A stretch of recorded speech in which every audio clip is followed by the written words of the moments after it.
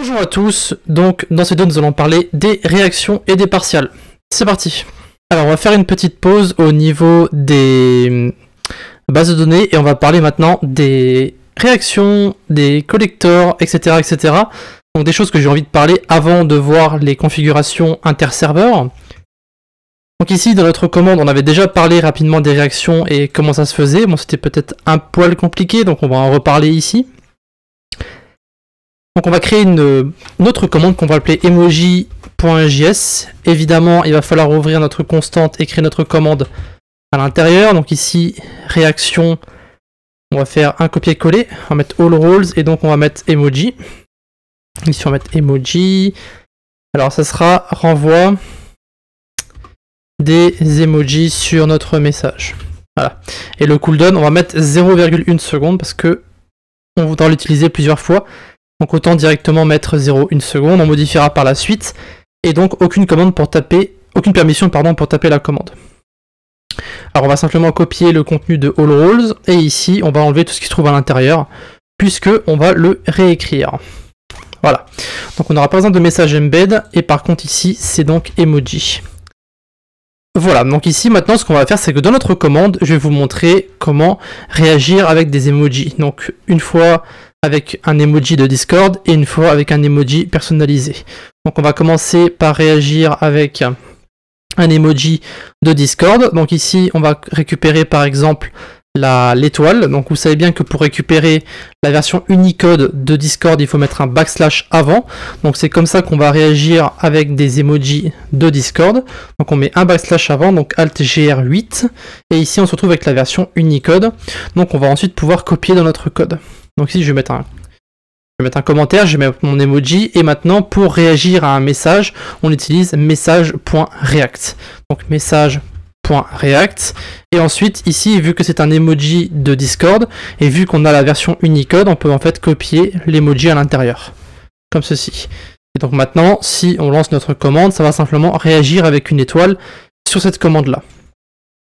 Donc pendant qu'on y est, je vais ici, donc ça c'est la version emoji Unicode, d'accord. Et maintenant, emoji personnalisé. Donc je rappelle que sur le serveur, on a des emojis personnalisés. Donc j'ai lapin quelque chose, je crois, lapello, voilà. Donc ça c'est un emoji personnalisé qui n'est pas disponible sur Discord. Et donc ici, si on met un backslash avant, ça va en fait renvoyer le nom de l'emoji et son ID. Donc pour réagir avec un emoji personnalisé, il faut mettre son ID.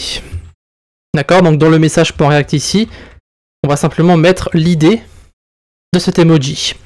Et donc maintenant, vous allez voir, si on va en fait lancer notre bot, donc si on fait node main.js, vous allez voir qu'ici, on va avoir un problème. Alors, getFileL.name, qu'est-ce que c'est que ce problème encore? Ah, j'ai pas modifié ici le nom. Voilà, ici c'est emoji du coup. Voilà. Mais bad, ça peut arriver à tout le monde. Et si ça vous arrive à vous, encore une fois, voilà, n'hésitez pas à les problèmes. Donc ici, on a maintenant relancé notre bot. Donc on va aller sur le Discord, on va taper la commande en question. Donc on va mettre ici emoji. Donc on va attendre que ça se lance. Ça c'est bon. Vous pouvez voir que la commande emoji est lancée et que l'on a donc notre étoile et notre lapin. Donc ça, ce sont des choses que vous savez probablement déjà. Maintenant, ce qu'on va faire, c'est qu'on va réagir avec des carrés. D'accord? Et ces carrés, en fait, ce qu'on va faire avec, ça va être très simple. On va faire des actions avec ces carrés. Donc là, on va enlever le bot, on va mettre ça en commentaire, d'accord, hop. Et donc ici, je vais vous montrer comment supprimer un message avec une réaction, comment supprimer les réactions sur le message et comment envoyer des messages avec ces réactions. Et ensuite, je vous montrerai comment utiliser les partials. Donc ici, c'est très simple. Pour réagir à quelque chose lorsqu'une réaction est ajoutée, tout se passe dans l'événement message reaction add. D'accord? Donc ici, on va avoir besoin de non seulement de la documentation, donc de message réaction, mais on va avoir aussi besoin donc de l'événement et du fichier évidemment. Donc ce qu'on va faire ici, c'est qu'on va commencer par utiliser un code qui est, disons, moderne. Pour que les réactions se mettent dans le bon sens, quoi qu'il arrive, on va utiliser le combo async await, comme ça. Tant qu'un emoji ne s'est pas réagi sur le message, on ne va pas envoyer le suivant. Donc ici on va être await message.react. Et là on va utiliser donc pour notre code, on va utiliser des carrés. Donc on va mettre red Alors je vais mettre square, donc on aura red square, blue square et green square. Donc on va utiliser ces 3 carrés ici pour notre code. Donc on va récupérer la version Unicode pour chaque emoji. Voilà. Donc on va les mettre directement en commentaire ici, comme ça on pourra les utiliser plus tard. Voilà. Et donc ici maintenant on va commencer par utiliser le carré rouge. Alors le carré rouge sera pour supprimer le message en question. Donc nous, tout ce qu'on a à faire évidemment ici, c'est aller dans Message Reaction Add. Donc j'espère que vous l'avez déjà créé en suivant les épisodes précédents.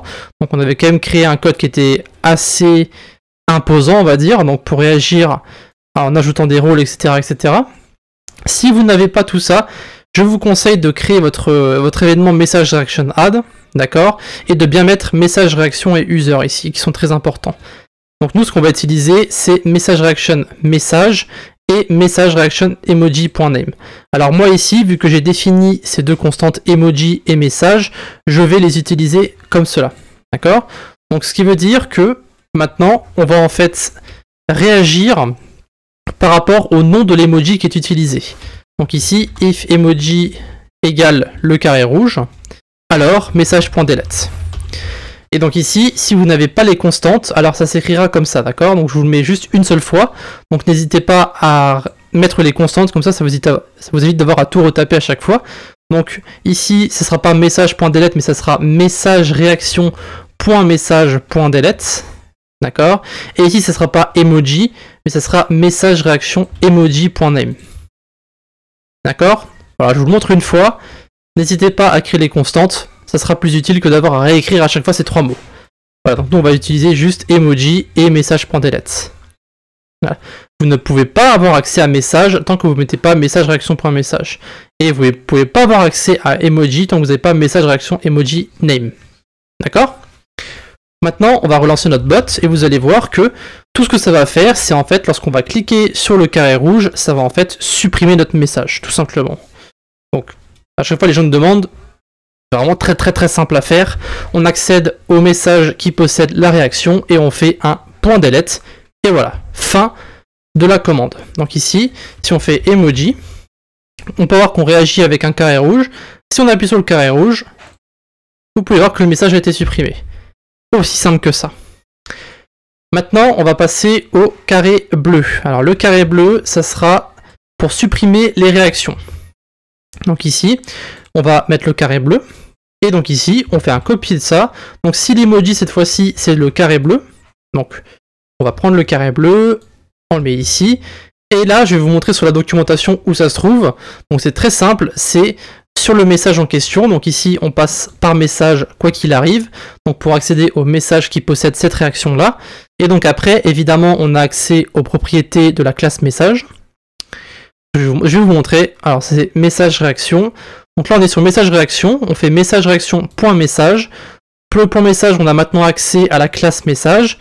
Et après ici, on veut récupérer toutes les réactions. Donc ici, vous avez une propriété réaction qui va en fait récupérer justement toutes les réactions qui correspondent à ce message-là.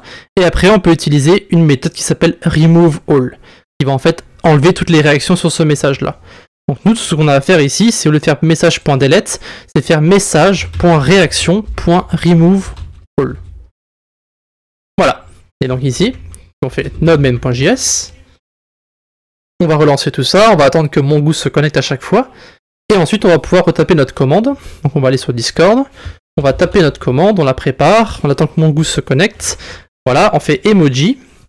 Vous pouvez voir qu'ici, on a maintenant notre carré rouge et notre carré bleu. Donc si j'ajoute par exemple d'autres réactions, et que j'appuie ensuite sur mon carré bleu, vous pouvez voir que toutes les réactions ont été enlevées. Voilà, aussi simple que ça. Donc, par rapport à ce que vous voulez faire, tout ce que vous avez à réfléchir, c'est simplement comment accéder à une propriété, si cette propriété existe, comment utiliser la méthode, etc., etc. Donc en fonction de ce que vous voulez faire, il suffit simplement d'utiliser ici le message reaction add et l'emoji que vous voulez utiliser. Donc maintenant, je vais vous montrer comment envoyer un message, même si on l'a plus ou moins déjà fait. Donc ici, on va créer notre troisième réac, qui cette fois-ci sera donc le carré vert. Et lorsqu'on va réagir avec le carré vert, tout ce qu'on va faire, c'est envoyer un message. Donc channel.send. Voilà, et ici on met par exemple, je suis un carré vert. Voilà. Et donc ici, évidemment, il faut bien utiliser le carré vert. Hop, donc on remplace ici, et on met ici. Et voilà. Et donc maintenant, lorsqu'on va lancer notre bot, vous allez voir que lorsqu'on va réagir avec le carré vert, eh bien, on aura uniquement le message qui sera envoyé. Donc ici, on va attendre un petit peu. On va commencer à préparer notre commande. On attend que Mongoose se connecte. Et on tape notre commande. Donc on a ici le carré rouge, le carré bleu, le carré vert. On appuie sur le carré vert, il y aura marqué ici « Je suis un carré vert ». Si on appuie sur le carré bleu, il n'y aura plus de réaction. Et si on appuie sur le carré rouge, il n'y aura plus de message. Voilà, tout simplement. Maintenant, la question c'est qu'est-ce qui va se passer lorsque je vais relancer mon bot? Donc là, ici, pour l'instant, si je clique sur le vert, vous pouvez voir que ça envoie à chaque fois « Je suis un carré vert ». Par contre, si je relance mon bot, donc par exemple s'il y a une déconnexion dans la nuit ou quelque chose comme ça, vous allez voir que lorsque je vais réagir sur le message en question, et bien en fait, vous pouvez voir qu'ici il va rien se passer. Peu importe sur quel carré je clique, il se passe absolument rien.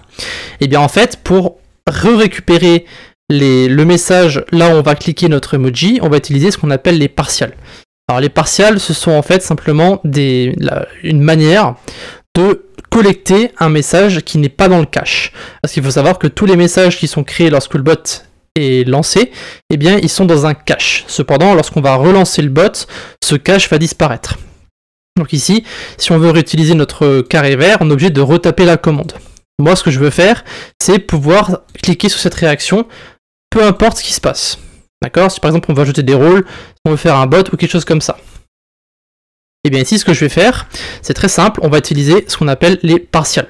Alors les partials, vous avez tout un topic dessus, sur la documentation, qui vous explique comment faire. Donc pour les partials, il faut en fait simplement d'abord les accepter dans votre client. Donc ça, ce qu'on va faire, c'est qu'on va simplement copier ça. Donc on message, channel et réaction. Vous allez dans votre fichier main.js, vous allez voir votre client, et ici vous allez simplement coller donc les partials. Et donc maintenant, vous allez pouvoir accéder aux partials en question. Et pour utiliser les partials, ça fonctionne sur message réaction. Vous avez ici une propriété qui s'appelle partial et qui va en fait voir si ce message est dans le cache ou non. Et s'il n'est pas dans le cache, eh bien en fait on va récupérer ce message.